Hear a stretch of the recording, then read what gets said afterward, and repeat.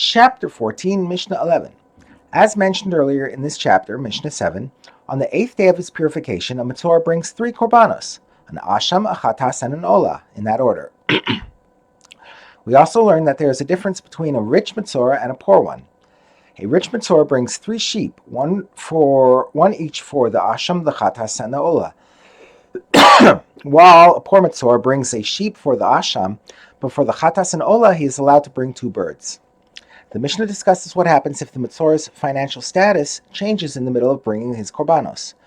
If a Metzora brought part of his korban when he was poor, but before he managed to bring the rest of the korban, he became rich.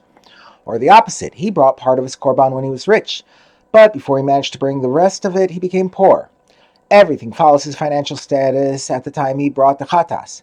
If he was poor and brought a bird for his chatas, and then he became rich before bringing the olah, he may bring a bird for the olah as well.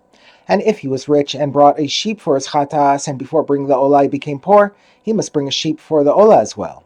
These are the words of Rabbi Shimon. Rabbi Yehuda, however, says everything follows the Metzora's financial status at the time he brought the asham. If he was poor when he brought his asham, and then before bringing his chatas he became rich, he may bring birds for the chatas and olah offerings. If he was rich when he brought the asham, and then before bringing his chatas he became poor, he must bring sheep for the chatas and olah offerings.